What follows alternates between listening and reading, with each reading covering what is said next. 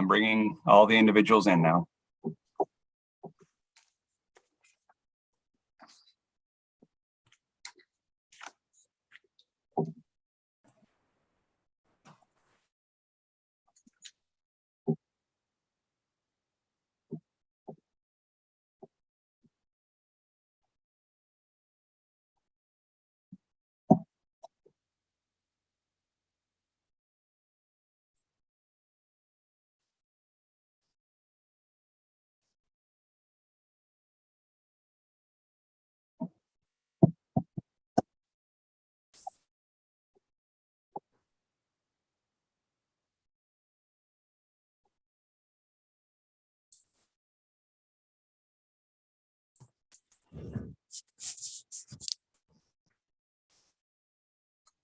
Okay, Mr. Yevchuk, the meeting is live. We have all the participants that were in the waiting room are now inside the meeting, so you can start at your convenience. And you're currently muted, Mr. Yevchuk. Well, thank you very much, Mr. Davis. I appreciate the notice about being muted. Kind of hard to actually chair a meeting when you're muted, so thank you very much. So first of all, welcome to everyone who is attending this public hearing. This public hearing is in relation to Municipal Plan Amendment number 21, 2022, and Development Regulation Amendment number 39, 2022, and it's commonly referred to as 512 Conception Bay Highway. My name is Stefan Yevchuk. I have been appointed by the Town Council of Conception Bay South on July the 12th, 2022, to act as Public Hearing Commissioner into this amendment, pursuant to the provisions of the Urban and Rural Planning Act. I'm a professional planner since 1976, and since that time, I have been the town planner with the St. John's Metropolitan Area Board, the Director of Planning and Development for the City of Mount Pearl, and more recently, until June 2021, town planner for the town of Logie Bay, Middle Cove, Outer Cove. My role here tonight is simply to listen to the town, the applicant, and respondents to the public hearing notice, and prepare a written report with recommendations to the town council on the proposed plan amendment and rezoning. This is not a decision-making meeting. This is a meeting to listen, for me to ask questions, and to get a sense of what the representations are in response to the plan amendment. And I wish to emphasize that I, as commissioner, I just make recommendations to council. After reviewing my report and recommendations, council makes the decision to either accept, modify, or reject the recommendations. I wish to point out that also that all written representations received by the town and forwarded to me will accompany my written report for council's background and consideration. And having said that, what I'd like to do now is, before we actually go further, I would like to ask the members of council and staff who are on this meeting to introduce themselves so that those who are the public are aware of who is listening in. So I'll start with perhaps the mayor. Yes, thank you, Mayor Darren Bent, here listening in on the hearing this evening and interested to hear from all the parties and look forward to the recommendations. Thank you. I believe the deputy mayor is on as well. Hi there, yeah, Andrea Goss here, Deputy Mayor and Ward 2 Councillor. And yeah, I'm looking forward to hearing, sitting in on this hearing and hearing all the input from everyone. Thanks. Okay, council members. Hi, I'm Shelley Moores, Ward 1 Councillor. Thank you. I'm Rex Eater, Councillor at Large. And Gerard Tinley, Councillor, Ward 3. Thank you very much. And I'll ask the Director of Planning and our technical advisor for this meeting to introduce himself. Hi there, I'm Corey Davis. I'm Director of Planning and Development for the town. So I've been managing this process and seeking the direction of council as we go through this process. So I'm running double duty tonight. I'll also be doing some of the technical things in the background. It being a hot summer night, our technical staff are hoping to have the night off. So with that, I'll hand it back over to you, Mr. Yefchuk. Thank you. Start video.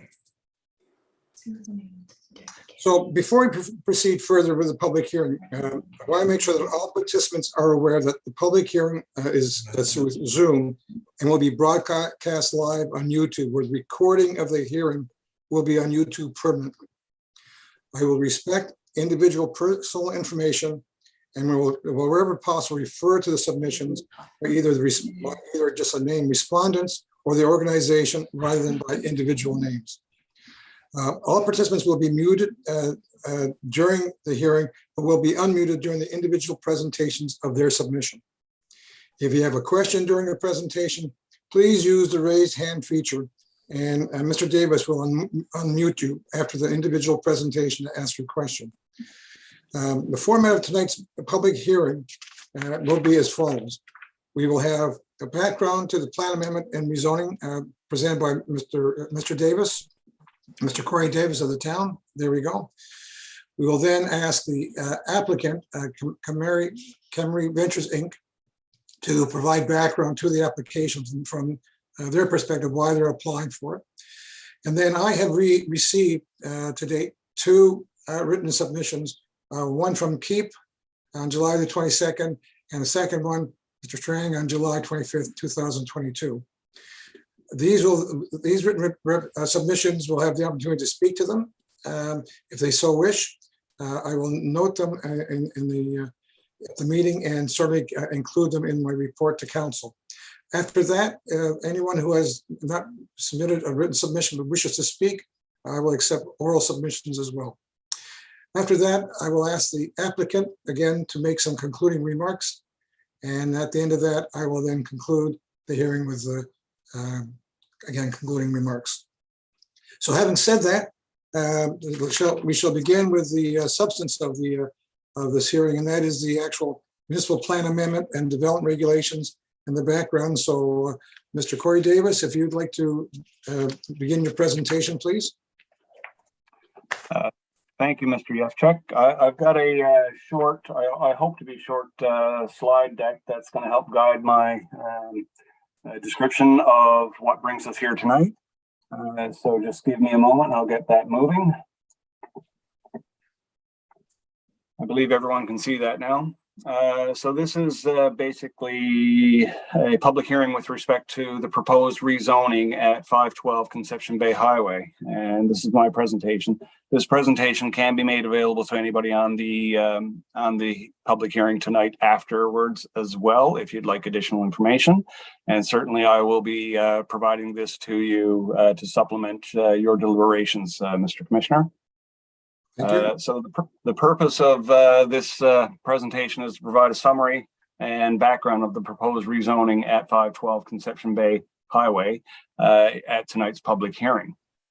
So it's broken down in 3 constituent parts, basically the property, the request for rezoning, and the rezoning process to date.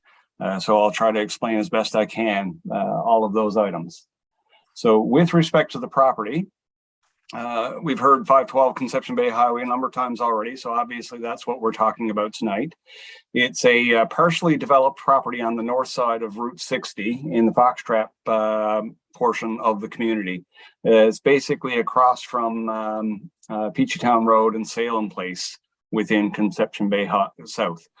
The overall property is about 2,700 square meters, which is roughly 3/4 of an acre.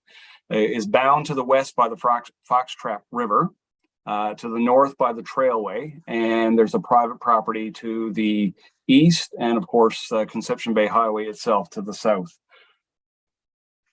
The property is currently developed. It has a single dwelling and a number of accessory buildings. And there's evidence that the property had been previously used for agricultural purposes in the rear portion of this property, where I believe the property owner would like to actually develop the storage business, which is, I guess, a storage mall, storage locker rentals. You see them not uncommon throughout many communities, and there are some, of course, already within the town of Conception Bay South. A couple of interesting things or important things to note is what the current zoning states here. The property actually has 3 different zones within its boundaries. The front portion of the property near Conception Bay Highway is zoned as commercial general, which is codified as C2. And it's basically the southwest corner of the property where the house and the accessory buildings are currently located. The back half eastern portion of the property is, and roughly half, certainly not mathematically half, is within residential medium density zone, R2 zone, which is the most prevalent residential zone within Conception Bay South. And then the other portion of the rear along the western side of the property is within the open space conservation zone. And that's along the Foxtrap River and also the Trailway Provincial Park that runs through the town. We also have a hazard vulnerability classification that applies to all properties within the town of Conception Bay South. And this property, you can see it highlighted in that light blue color is the property boundary. And the majority of this property, as was determined in a study by the provincial government back in 2011, is within the low vulnerability area, while there are 2 portions within the moderate vulnerability area. Those vulnerability areas were determined through a number of different variables that were measured by the geologists and scientists at the provincial government, including such things as elevation change, elevation in relation to sea level, adjacency to waterways and wetlands, and just surficial geology, what the surface material is made of. And they sort of threw all those variables into a GIS and ranked those items when they combined to create areas that would be identified as potentially at risk for some sort of geological hazard, be it slope failure, landslides, flooding, or erosion. So this is a low-lying area. So the 2 areas of moderate hazard are likely susceptible to potential flood related to the Foxtrap River and some of the drainage along the trailway as well. How that then relates to our municipal plan and development regulations and zoning is that areas within the moderate vulnerability may be approved or considered for commercial or industrial development. Commercial and industrial development certainly are not prohibited, but those types of development may require a site-specific study. You hear about them occasionally if you pay attention to council news, land use impact assessment reports. So ultimately, if this rezoning is approved and registered and comes into legal effect, council may require a land use impact assessment report based on the detailed design of the proposal if and when we get to a point of a formal development application.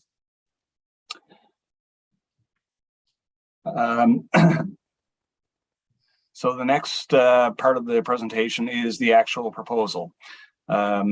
The corporation that owns the property had expressed interest just about a year ago to develop a storage facility at the property. So their initial concept plan is shown on the screen right now. It shows a number of storage lockers basically extending back along the property. You'll also note that in their initial concept design, they kept the storage lockers out of the current OSC zone and had them entirely located within the residential medium density zone. Unfortunately, as the applicant or the property owner became aware afterwards, storage units are not listed as a permitted or discretionary use within either of the R2 or OSC zones. The property owner therefore requested council consider rezoning the property.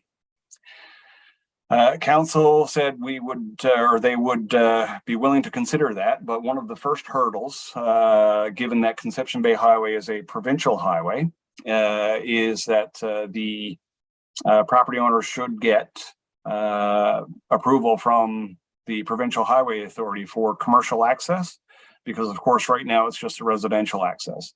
So the property owner did seek and did get that commercial access approval. So if we get to the point where council ultimately approves this rezoning, that one hurdle of a access approval has already been taken care of.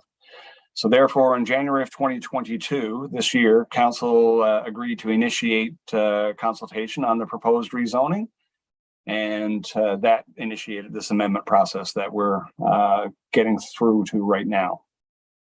So in the early part of this year, Section 14 of the Urban and Rural Planning Act requires that council undertake stakeholder and public consultation. So the town provided notice to the public, generally through the Shoreline newspaper, through our website, social media postings. And in addition to that, council also provided direct notification to any known property owners within 100 meters of this specific property. As a result of that consultation effort, council received submissions from 2 individuals and one advocacy group.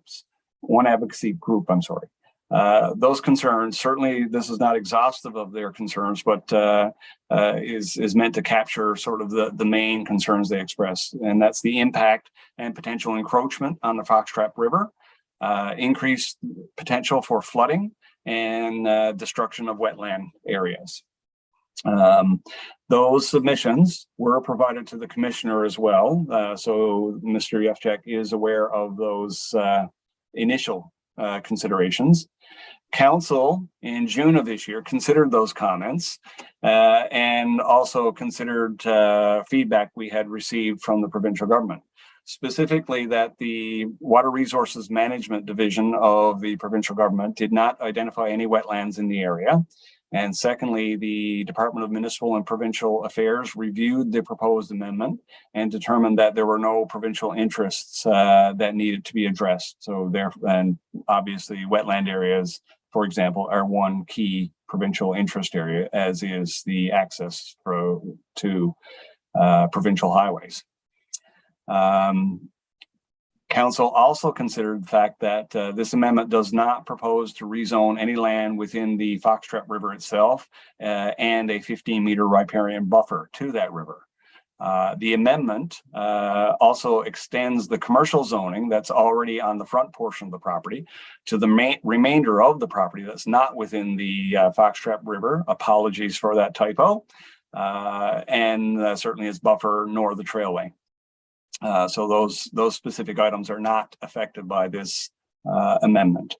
The public hearing of this proposal is required by law. So this is something that the provincial government through the Urban and Rural Planning Act requires that council do. And Mr. Yefchak is independent of council. And as Mr. Yefchak indicated earlier, his recommendation would be coming to council after this process. So in consideration of all of those elements, council the committee recommend that council continue with this process. So in June and July of this year, June 14th specifically, council considered this item at its regular public meeting, and the amendments were adopted by unanimous vote of council present. Commissioner Yefchak was appointed by council at that hearing, and tonight was set as a public hearing. So on June 25th and 30th of this year, we published notices of that adoption and this public hearing in the Shoreline. And similar to that initial consultation effort, we mailed notices to all known property owners within 100 meters of this property. And we also made sure that the notices were sent to the individuals that made submissions through the initial stakeholder consultation. Which brings us to tonight. The comments, Commissioner Yefchak will consider the comments and the submissions that were made immediately prior to this hearing.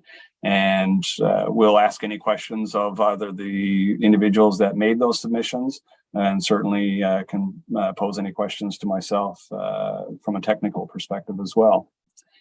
One final note is that the Urban and Rural Planning Act requires that the amendments, the rezoning documents themselves, be certified by a member or fellow of the Canadian Institute of Planners. And I do hold that designation, and I've managed this process from the start, seeking the guidance of council in terms of decision points and appropriate referrals to the provincial government.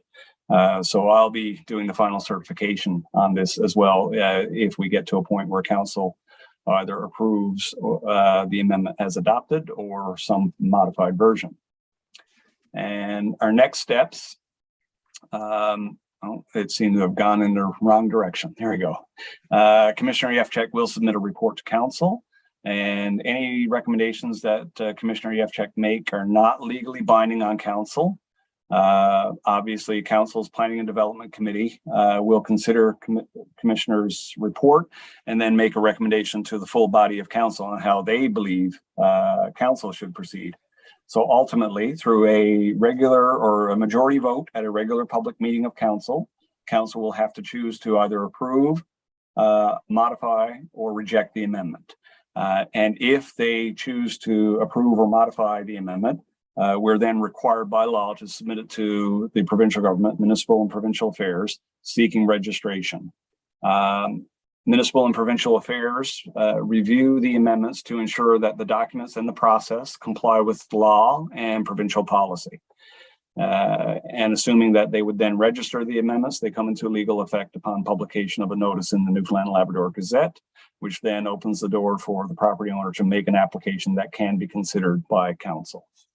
And so that's all of my presentation. So just to recap, I gave you a description of the property.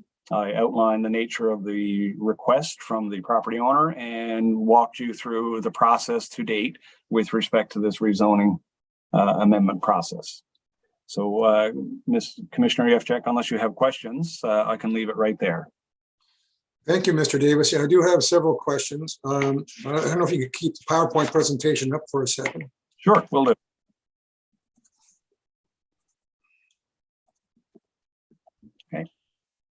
Can you go back to the proposal, Mr. Davis, please? There you go. So if I understand what was being proposed here, is if a rezoning goes ahead, this will be a self-storage mall. Is that the idea? That's my understanding, yes. What will happen to the existing buildings at the front of the property? I don't believe the applicant has indicated anything with respect to that, if he intends to keep them, if it's going to be I guess a mixed use property from the perspective of having both residential and commercial on the same property. Okay.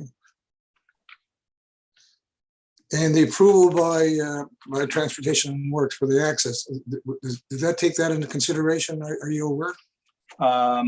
I don't recall the specifics, and if the applicant recalls that, maybe they can provide the information as well. But I believe it was a generic approval for commercial access to this property. Okay, thank you. Also, the hazard vulnerability study for the property. Mm-hmm.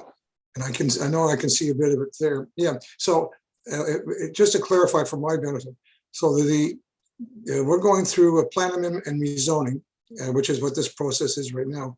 This hazard vulnerability classification is not part of the rezoning or plan amendment process, but it's more like an overlay regarding the vulnerability of the property. Do I get that right? Yes, that is exactly how it's portrayed within the municipal plan.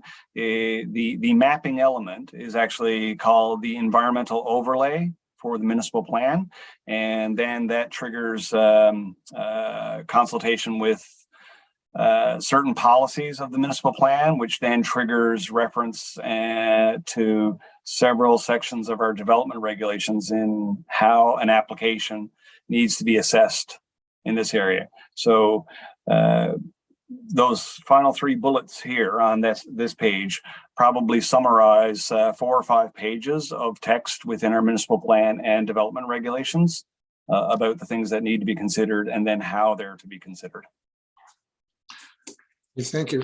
One last question. I note in the actual mapping amendments that while you are making changes to the zoning, I noticed in a couple of locations, very small locations on that property, it doesn't seem like it's proposed to change the property from residential medium density to the commercial density. Yet the text says that the intention is to totally change the property to commercial.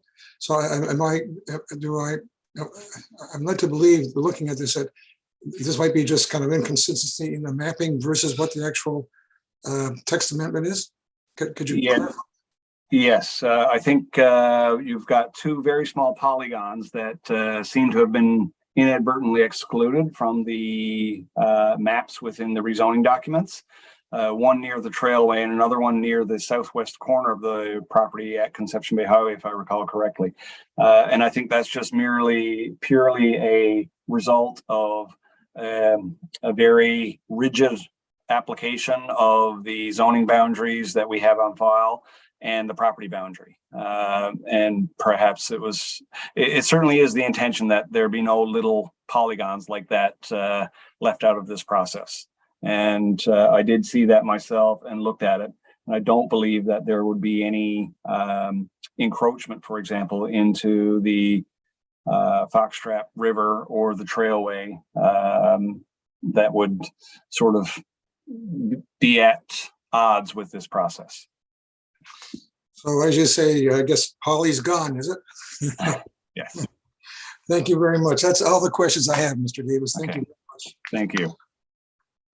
Next in the presentation, I would like to ask the proponent,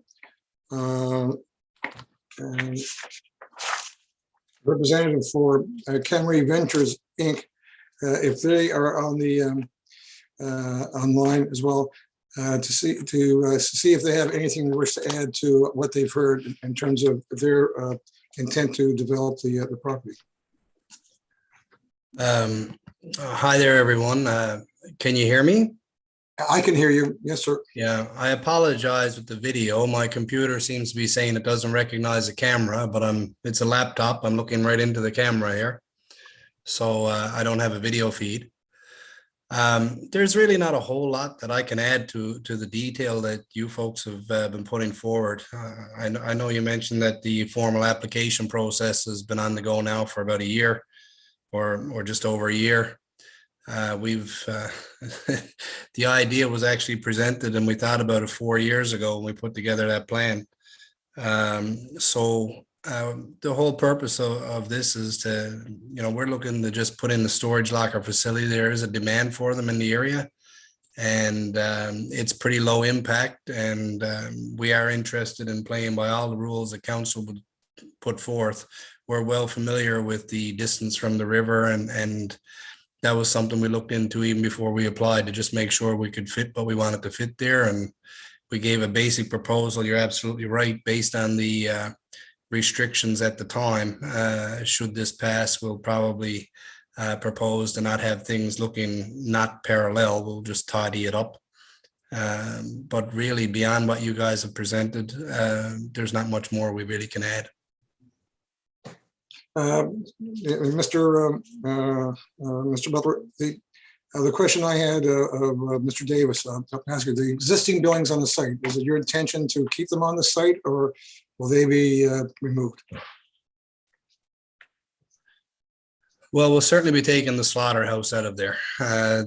We had an approved application to tear that down years ago, and we just decided not to follow through with it. But if we're putting a new development there, the slaughterhouse is gone, or we'll certainly we'll apply again. I mean, we've already had an approval, so we're not expecting much resistance there. And I apologize. I'm from a home office this evening. I don't have all my documents, but I believe the accessory building that's there needs to be moved or removed. So it's a fairly large building. I don't know which will be cheaper. But in order to satisfy the Department of Highways for the proposal that they approved, the accessory building, I think, needs to go. So whether we'll salvage that and incorporate it into our final design, or if it'll just be stripped down and the concrete foundation brought out of there, that remains to be seen. And the existing residence that's there? The existing residents, we got full intentions of keeping there. Okay.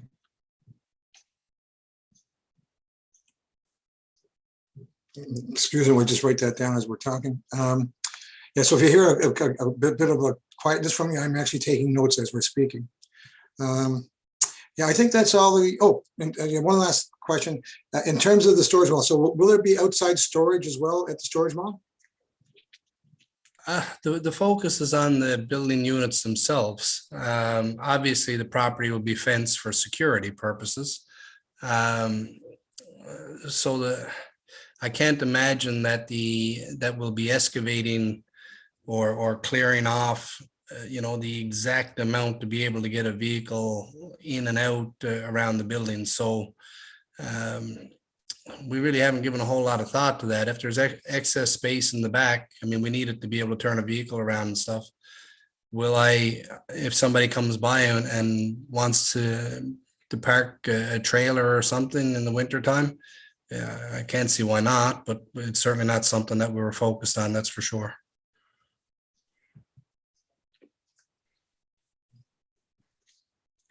Thank you very much, Mr. Butler.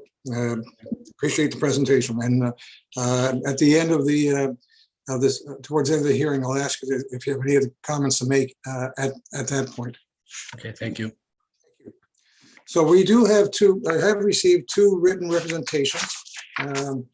One is from, I was advised this was a group, although I couldn't reference it in the email, and it's from a group called Keep, I believe, and it was an email representation that we received on July 22nd, 2022.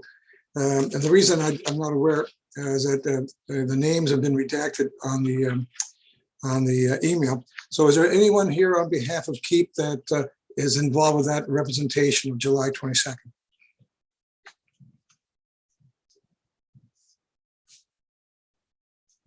Is that Ms. Morris? Yes. Is that? Yeah, that's me. I'm here on behalf of the Calgary Ecological Enhancement Program. Okay. What is it again, sorry? The Calgary Ecological Enhancement Program. Calgary Ecological.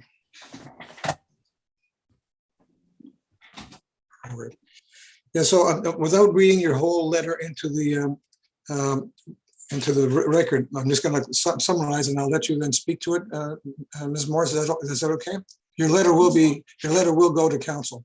So as I understand it, from what your representation says, that you're requesting that the rezoning be denied, and for the major points are the area is zoned residential and the property is surrounded by residential development. It's the belief that this proposal is not appropriate for the area. There is a concern that the reduction in the open space buffer along Foxcraft River will increase runoff and pollution from the CBS highway.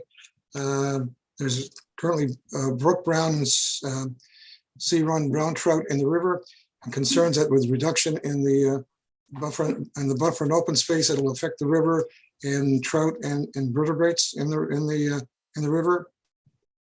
There's a wetland in the area which prevents flooding through the accommodation of water during flooding events. And then Alex? Rather than rezoning open space, there's a need to actually increase it in the town to accommodate climate change impacts such as increase in rainfall events. I believe those were the major points in your presentation, Ms. Morris? They were. Do you wish to speak further to your presentation? There are a couple of things that tonight that I didn't know, because of course, when you are replying or responding to this, you don't have very much information. I added about the fish because we keep, along with the Conservation Corps Green Team for 2 weeks, and DFO were doing work on the Foxtrot River in the last couple of weeks. So currently it's quite healthy.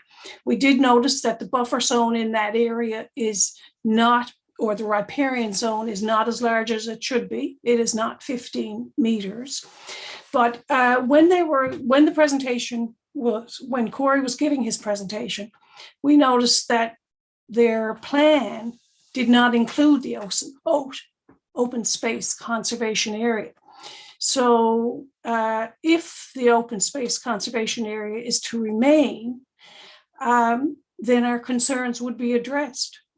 There is a couple of others, though, that have come out. At no point do they say how many storage units they plan to have. So you don't know the concentration, therefore, or the increased traffic, because certainly when you have storage units. Also, it's a little concerning regarding when you asked about outside storage, and they said they may. It seems like they don't have a concrete plan, but have trailers and stuff stored there. And then that would increase our concerns, having trailers, et cetera, because they often leak oils and that makes its way to the river. So if they're not going to touch the open space conservation area, then I would say that we would not be as concerned as we are currently.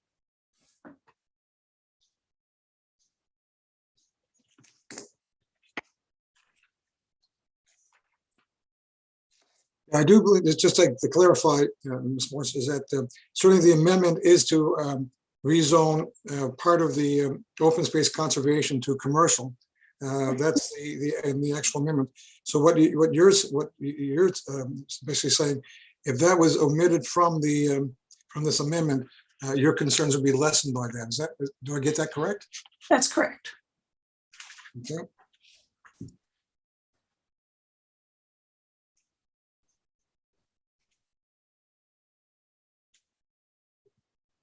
Is there anything further you wish to add to your presentation? No, it's probably just a general comment that it's very hard when you are trying to put comments in and you really don't know what exactly why they're making the changes because they've had a request, but there's not enough information given. So sometimes it makes it very hard to make sure that you are commenting and giving valuable comments and work in terms of addressing environmental issues and anything else that might be affected by such thing. Thank you.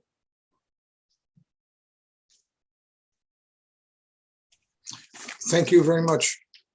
The next representation we received on the July 25th, and in the report, when I referred to as a respondent, but I understand the individual is Mr. Strang. Is Mr. Strang on the line?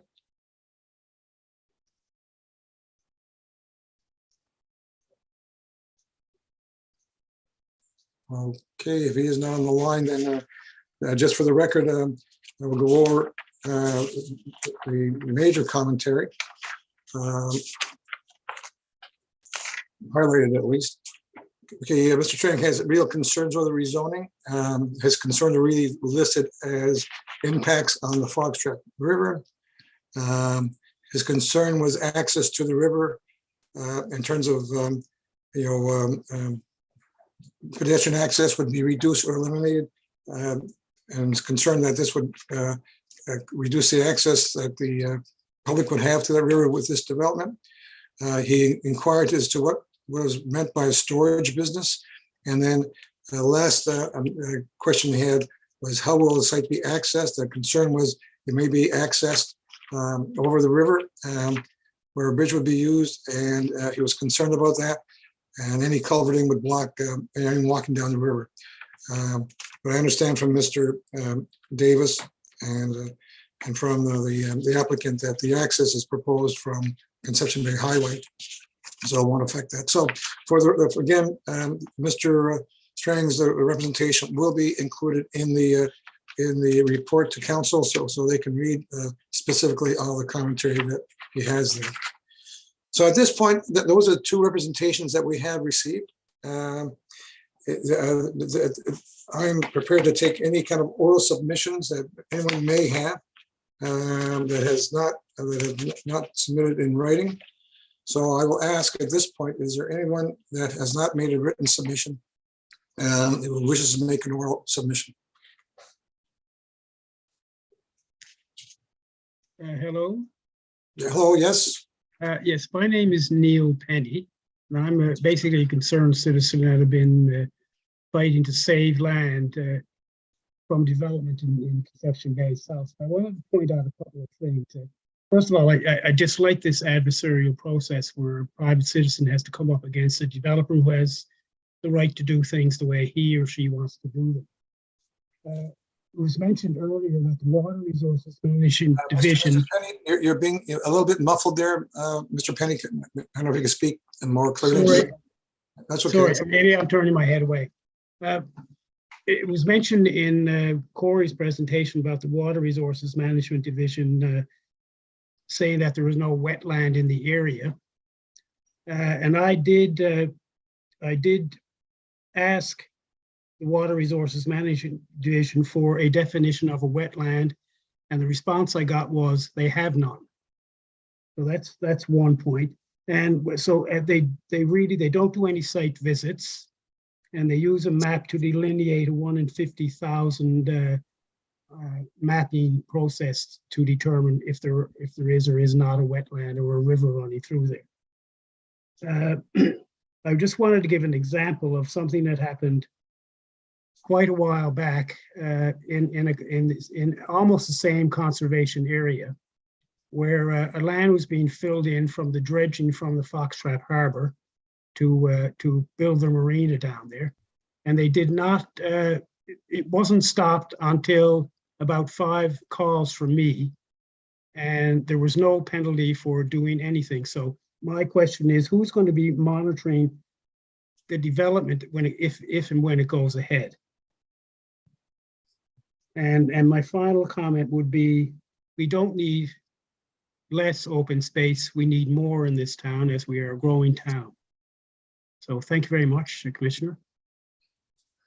And thank you, Mr. Penny. And so, Mr. Penny, I understand from Ms. Morris, this is a citizens organization that's involved with this. So are you a property owner in close proximity or just generally a concerned citizen of the town? I'm a user of the trailway. Okay. And I suppose a concerned environmentalist. Yeah, concerned environmentalist. Okay. So, Mr. Davis, can I just ask you a question following Mr. Penny's representation? He asked who will be responsible for monitoring the development. Could you just give kind of an overview of the town's involvement with that? Sure. So anytime that someone receives a permit for construction within the town of Conception Bay South, we have an inspection program that must be followed. And generally speaking, our building inspectors would visit the site on numerous occasions to ensure that the development and construction is proceeding as proposed and in accordance with the National Building Code, for example. And certainly in situations like this, there would also be an eye to ensuring that the land disturbance was only in accordance with the approved plans and the zoning. Thank you. The second question I have, Mr. Davis, is going back to this vulnerability study. So, and listen to what Mr. Penny just said about provincial environment. So, are wetlands part of that study that have been identified, that would be identified in that study? I believe so, yes. And again, it would probably require a conversation with the authors of that study to determine whether or not this area was, in their view, a wetland. As Mr. Penny pointed out, his conversations with the Department of Environment, Conservation, Water Resources Management Division is consistent with my understanding in that they delineate and identify wetlands based on 1 to 50,000 mapping. Yeah, so some of the smaller wetlands may not be picked up by that. Correct. Okay. Okay, well, thank you very much again, Mr. Penny and Mr. Davis. Is there anyone else that wishes to make an oral representation?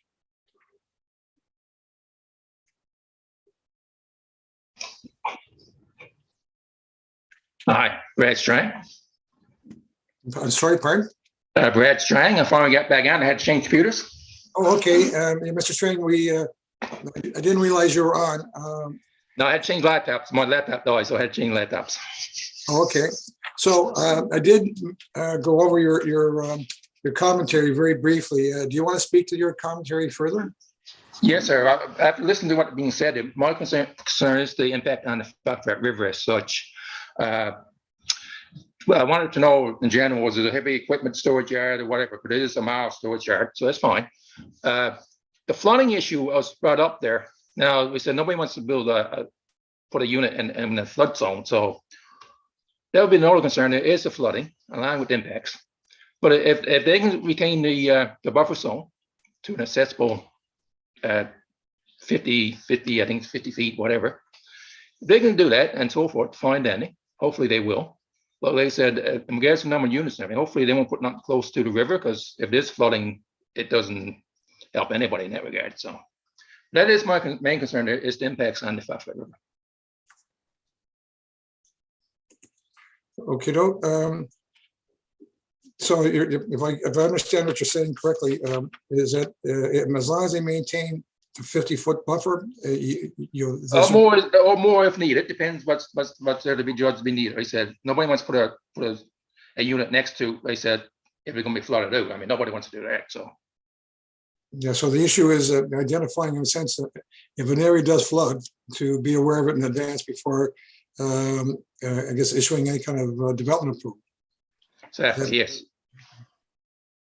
And like I said, there's no heavy equipment and nothing being stored in that area. That was my other concern as such. Right on, yeah, I should write that down. Okay. Okay, sir, that's good. Okay, thank you. Thank you very much. Anyone else? We'll just make a verbal presentation who hasn't already spoken. Going, gone. Okay, so, well, thank you very much for those who spoke. It's always kind of a bit, I find them intimidating at times to actually speak in public, so I appreciate your commentary and so on. I will now ask the proponent of the application if they have any additional comments to make before I wrap up this hearing. Mr. Butler?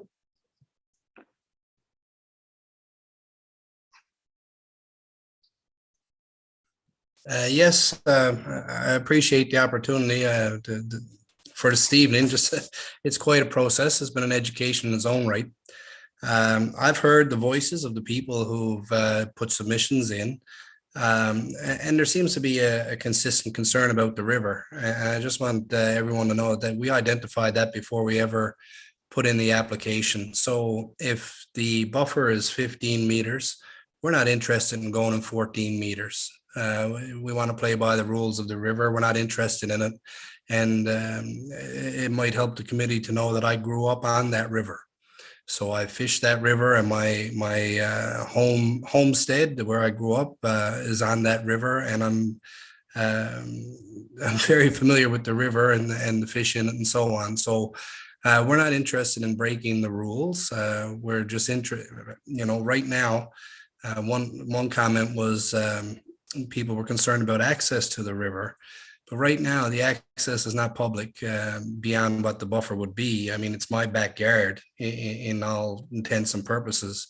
But if the public has access to that 15-meter buffer, then so be it. But I can assure you that based on any site inspections I've done of that place, even up until recently, nobody has walked along that river in 30 years. It's grown up with maple trees that are 30 feet high.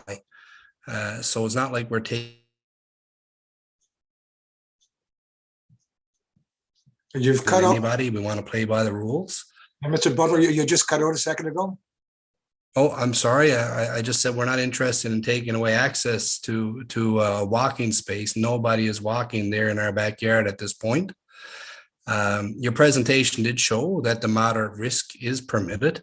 And if you look at that orange overlay, you can see multiple structures built within the overlay. already. So we're not trying to reinvent the wheel here. We just want to make use of the property. In the past, it was for agricultural, for animals, and there was a slaughterhouse on site. And I can't imagine it would please the locals if I started up an abattoir again. So, like I say, we're not interested in encroaching on that river whatsoever.